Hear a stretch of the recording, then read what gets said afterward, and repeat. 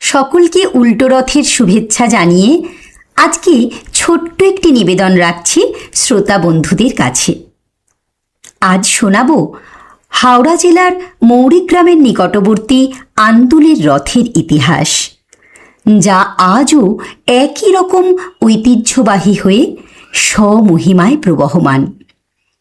এই মূল্যবান তথ্য সমৃদ্ধ লেখাটি যিনি আমাকে পাঠের জন্য লিখে দিয়েছেন তিনি শ্রীমতী মৌ চক্রবর্তী, আমার প্রিয় সহকর্মী।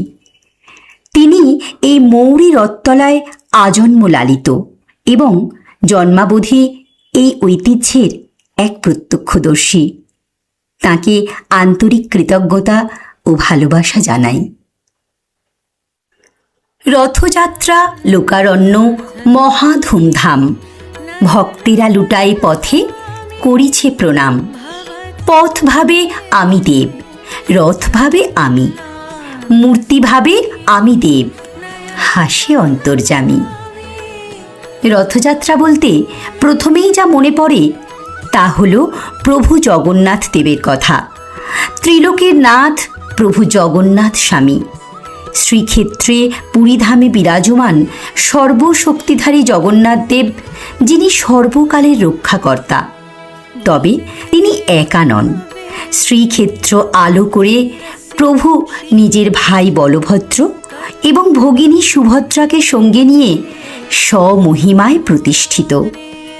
নীলাচলে সমুদ্রে ভেসে আসা দারুবৃক্ষের অংশ যাঁর দেহ নির্মাণ করেছে, নির্মাতা যার স্বয়ং দেবকারিগর বিশ্বকর্মা, সেই ভগবান জগন্নাথের লীলাক্ষেত্র এই পুরীধাম।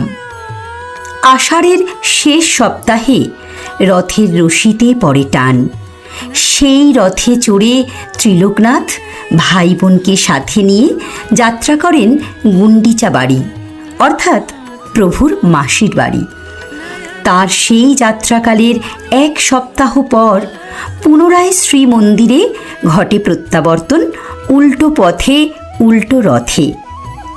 না, যিনি ত্রিলোকনাথ তিনি কেবল শ্রীক্ষেত্রেই বিরাজমান থাকতে পারেন না, তিনি থাকেন দীন দরিদ্রের অবলম্বন হয়ে, আর্তের ত্রাতা হয়ে সর্বত্র।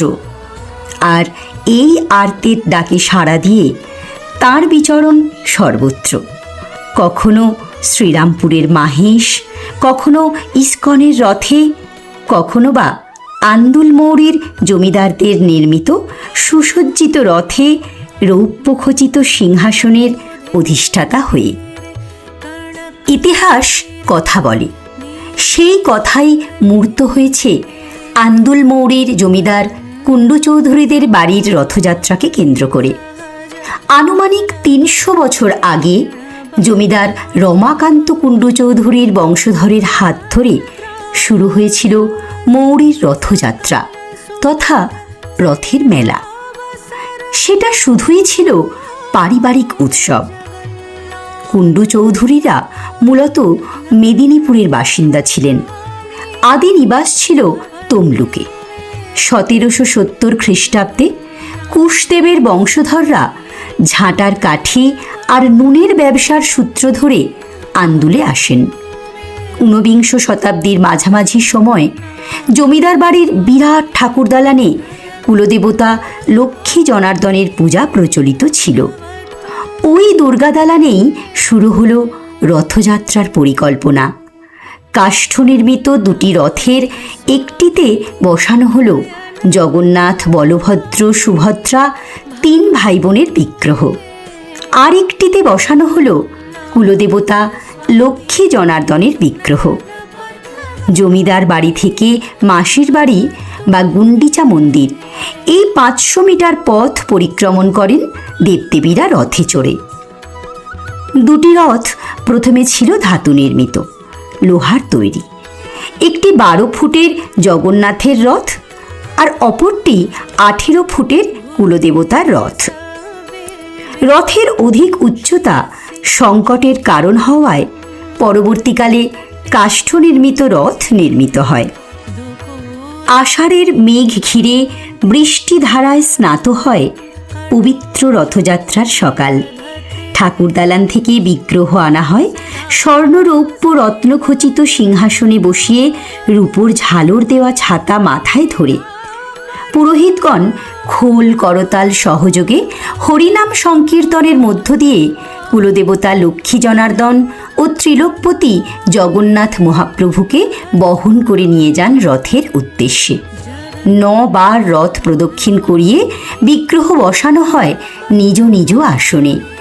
সুগন্ধি আতর, দুগ্ধ, মধু, গঙ্গাজল মিশিয়ে চন্দন লেপনের মধ্য দিয়ে সমাপন হয় বিগ্রহের স্নান। তারপর পুজো পাঠ। সকাল থেকেই সাজো সাজো রবে পুজো পাঠ সমাপ্ত হলে আয়োজন চলে বৈকালিক রথযাত্রা বা রথ টানের। রশি পরানো হয় রথের ঘোড়াকে বেষ্টন করে, ফুলে ফুলে ভরে যায় রথের দেহ। আর সারথি আপামর জনসাধারণ। ভগবানের রথের রশি স্পর্শের পুণ্যাকাঙ্ক্ষায় উন্মুখ থাকে এলাকাবাসী। রথ যাবে মাসির বাড়ি। জমিদার রমাকান্ত কুণ্ডু চৌধুরী খটির বাজারের কাছে তৎকালীন সরস্বতী নদীর ওপর নির্মাণ করলেন প্রথমে কাঠের ও পরে পাকা সেতু।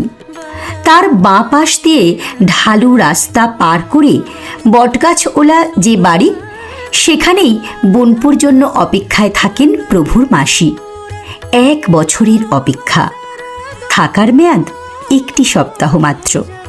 তবে বর্তমানে ওই মাসির বাড়ির জরাজীর্ণ পরিস্থিতির জন্য জগন্নাথ বিগ্রহ ফিরিয়ে আনা হয় জমিদার বাড়ির ঠাকুর দালানে। আর এই 7 দিন মাসির বাড়িতে পুজো পান স্বয়ং ভগবানের পটচিত্র। প্রথমে যা ছিল পারিবারিক গণ্ডিতে আবদ্ধ, ক্রমে সেই বন্ধন ছিঁড়ে আন্দুল মৌরির রথ আজ সর্বজনীন। শুধু এলাকাবাসীই নয়, পাশাপাশি বিভিন্ন গ্রাম থেকেও দর্শনার্থীদের ভিড়ে এক অনন্য সৌন্দর্যের মাত্রা পায় মৌরি রথতলা। সপ্তাহব্যাপী চলে মেলা।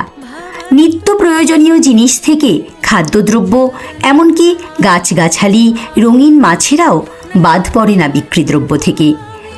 উল্টো রথের দিন অর্থাৎ 1 সপ্তাহ পরে প্রভুর শ্রীবিগ্রহ সহযোগে রথ ফিরে আসে স্বস্থানে।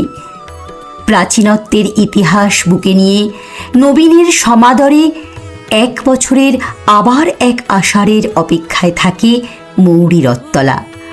হাওড়া জেলার আন্দুল মৌরির রথ এখানকার ঐতিহ্যের অহংকার স্বরূপ।